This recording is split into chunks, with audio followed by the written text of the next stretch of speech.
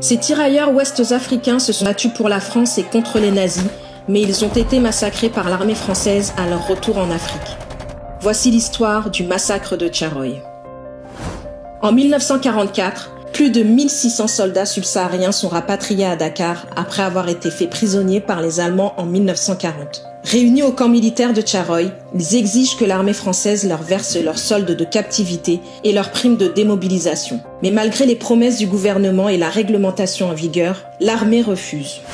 Le 1er décembre au matin, les responsables militaires réunissent les tirailleurs qui n'étaient pas armés sur l'esplanade. Selon plusieurs historiens, ils auraient alors tiré sur le groupe à balles réelles à l'aide d'une automitrailleuse. Bilan, 35 morts et 35 blessés selon le gouvernement. Mais plusieurs experts estiment que le massacre aurait pu faire jusqu'à 400 morts qui auraient été jetés dans des fosses communes. Les autorités françaises qualifient la tuerie de mutinerie et de rébellion. Elles font passer certaines victimes pour des déserteurs et les survivants sont condamnés à de la prison. En 2014, 70 ans plus tard, le président François Hollande s'est rendu à Tcharoy où il a reconnu une répression et remis certains documents militaires. Les événements qui ont eu lieu ici en décembre 1944 sont tout simplement épouvantables, insupportables. Je voulais réparer une injustice et saluer la mémoire d'hommes qui portaient l'uniforme français et sur lesquels les Français avaient retourné leurs fusils. Ce fut la répression sanglante de Tcharoy.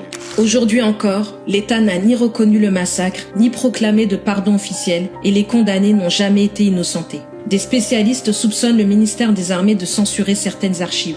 En avril 2021, le gouvernement français a été pour la première fois condamné par la justice à verser des indemnités à Biram Senghor, fils de l'une des victimes. Mais un pourvoi a été déposé devant le Conseil d'État. Au cours des 10 dernières années, des historiennes et historiens comme Armel Mabon et Martin Moore ont estimé que Tcharoy constituait une tuerie organisée, un massacre prémédité et un mensonge d'État. Les familles de victimes demandent aujourd'hui que les corps soient recherchés, exhumés, puis identifiés. Elles souhaitent également obtenir la mention mort pour la France, un procès en révision et la solde qu'auraient dû percevoir leurs proches.